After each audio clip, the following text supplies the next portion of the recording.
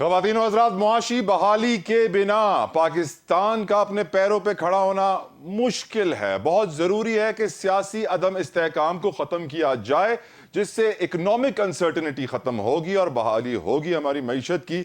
लेकिन जो इसहाक डार साहब ने स्टेटमेंट जारी किया है उसको यकीनन डिस्कस करेंगे, और साथ साथ इकनॉमिक फ्यूचर आउटलुक मुल्क का क्या है, पाकिस्तान का कैसा मुस्तकबिल होगा मुआशी तौर पर जानने के लिए हमारे साथ इस वक्त मौजूद हैं। किसी तारुफ के मोहताज नहीं है, हमारे माहिर मुआशियात हैं, बड़े एक्सपर्ट हैं, खुर्रम शहजाद साहब। Thank you so very much for giving us your precious time. Sir, मेरा पहला सवाल आपसे ये है, इसहाक डार साहब के ऊपर बहुत सारे इल्जामात हैं और तारीख गवाह है कि उन्होंने एक दौर में मनी लॉन्ड्रिंग का एफिडेविट भी दिया था।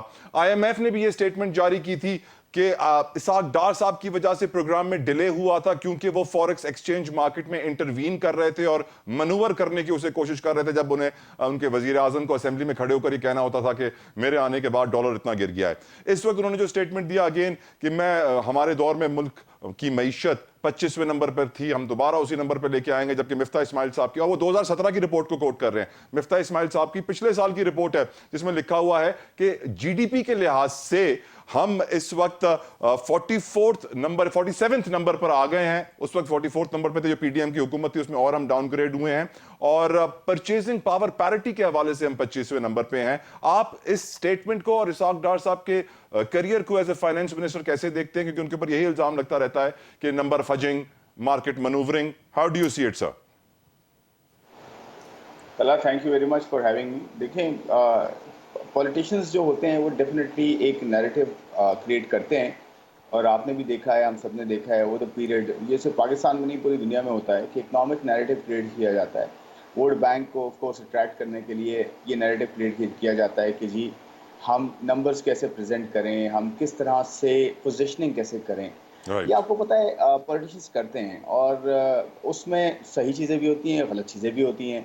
ये बेसिकली कैसे प्रेजेंट किया जाता है ये मैटर करता है। अब आप जो कह रहे हैं कि 25वें नंबर पे हम थे, तो आपने खुद ही उसको एक्सप्लेन कर दिया कि दो तरह से GDP को जो है वो देखा जाता है। एक परचेजिंग पावर पैरिटी होती है कि उसमें महंगाई वगैरह की और करेंसी की जो डिफरेंसेस होते हैं दो मुल्कों के दरमियान, उनको आप क़ुव्वत ख़रीद को जो है वो एडजस्ट करते हैं कि जी मैं कितना क़ुव्वत ख़रीद मेरी है, और आपकी अगर दूसरे एंड पे आप बैठे हैं दूसरे किसी मुल्क में, तो आपकी क़ुव्वत ख़रीद कितनी है, इन दोनों को मैं बराबर ले आऊँ तो मेरे कितनी जो है वो इस्तिताअत है मईशत की और आपकी कितनी है। ये और फिर एक स्टैंडर्ड नंबर होता है कि जिसके ऊपर इन्फ्लेशन को एडजस्ट आप नहीं करते, नॉमिनल इन्फ्लेशन लेते हैं। तो ये हम टेक्निकलिटीज़ में पड़ जाएंगे, लेकिन बॉटम लाइन ये है कि जहाँ मेरा अच्छा नंबर आ रहा होगा मैं उसको कोट करूँगा डेफिनेटली, और जहाँ मैं बुरा नंबर आ रहा होगा मैं उसे जो है छुपाने की कोशिश करूँगा या नहीं बताऊँगा डेफिनेटली।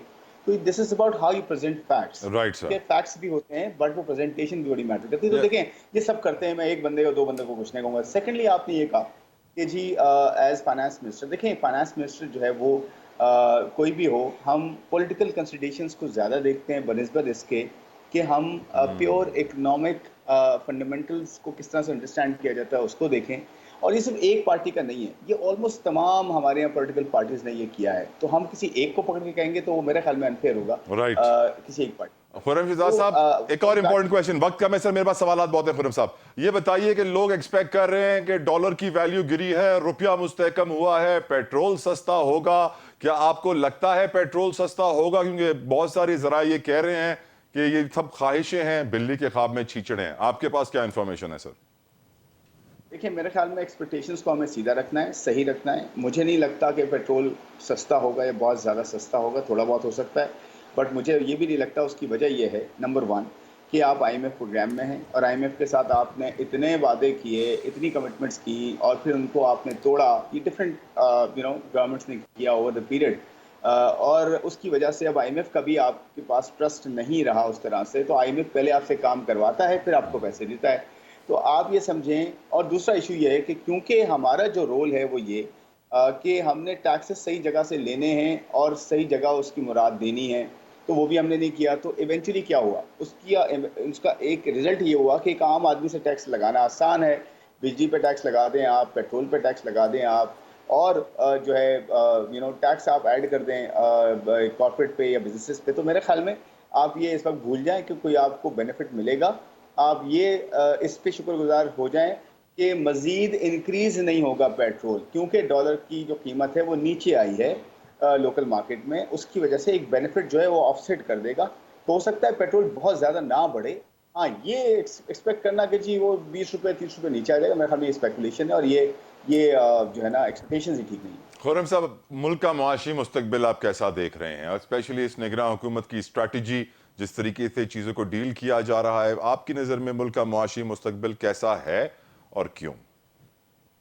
دیکھیں میرے خیال میں ایکسپیکٹیشنز اپنی کیئر ٹیکر سے لگانا بھی ٹھیک نہیں ہے. اس کی وجہ یہ ہے کہ ان کا ایک رول ہے، وہ ڈیفائنڈ ہے کانسٹیٹیوشن میں، کہ ان کو جو ہے وہ الیکشنز کروانے ہیں، ٹرانسپیرنٹ لیکن سر وہ free and fair elections act میں ترمیم الیکشنز کرنے کے کروانے بعد ان کے رول کو ایکسٹینڈ کر دیا گیا نا، ان کو پاورز دے دی گئی کہ آپ ڈے ٹو ڈے افیئرس کے علاوہ بھی امپورٹنٹ ڈیسیجنز بھی لے سکتے ہیں. جی میں اسی طرف آ رہا تھا کہ کچھ ایسی چیزیں ان کو دی گئی ہیں جو وہ کر سکتے ہیں، بٹ پرابلم یہ ہے طلحہ صاحب کہ جو ٹائم ہے وہ بہت کم ہے. 90 ڈیز ہوں یا ایون 120 ڈیز ہوں، اس میں جب آپ کی الیکٹڈ گورنمنٹس نے 5 سال یا 3 4 سال کچھ نہیں کیا، اس طرح سے اسٹرکچر ایشوز نہیں ٹھیک کیے، تو آپ کیا ایکسپیکٹ کرتے ہیں کہ کیا 120 ڈیز میں سب ٹھیک ہو جائے گا؟ تو یہ ایکسپیکٹ کرنا ہی غلط ہے کیئر ٹیکر گورنمنٹ سے. آپ ان سے یہ ایکسپیکٹ کریں یا ان سے یہ ریکوائر کریں، ان کو یہ کہیں کہ جی جلدی آپ الیکشنز کروائیں تاکہ ایک مینڈیٹڈ گورنمنٹ آئے. جتنا جلدی ایک مینڈیٹڈ گورنمنٹ آ کے اور اپنا چارج سنبھال لے گی، اتنا وہ اکاؤنٹیبل ہوگی، اتنا جلدی وہ بڑے فیصلے کر سکتی ہے جو کہ ہمیں ریکوائرڈ ہے. اور اپنے اوپر لاگو کرے فیصلے، عام آدمی پہ نہیں، اپنے اوپر لاگو کرے، اپنے خرچے کم کرے، اپنے قرضوں کو مینیج کرے، پیسے کی جو چھپائی ہے وہ کم کرے، روپے کی چھپائی کم کرے، تب یہ انفلیشن رکے گی اور یہ قدر میں جو کمی ہو رہی ہے یہ رکے گی. جو آپ نے تجاویز پیش کی ان سب پہ میں آمین کہوں گا. Thank you so very much Khurram Shahzad صاحب آپ کے قیمتی وقت کا. اس بات میں کوئی شک و شبہ نہیں ہے کہ موجودہ نگراں حکومت ہو یا آنے والی حکومت ہو، اب بات صرف معیشت پر ہوگی. جب تک حکومت صحیح فیصلے نہیں کرے گی معاشی طور پہ، اور سیاستدان اپنے سیاسی مفادات کو ایک طرف رکھ کے ملک کے معاشی مفادات کے لیے اہم اقدامات نہیں اٹھائیں گے، پاکستان مشکل میں رہے گا. اس امید اور دعا کے ساتھ کہ اللہ تعالیٰ وہ ہمیں دن دکھائے جب پاکستان معاشی طور پر ترقی یافتہ ممالک میں شامل ہو. تو اللہ جو کو اجازت دیجیے. انٹل نیکسٹ ٹائم، اللہ حافظ.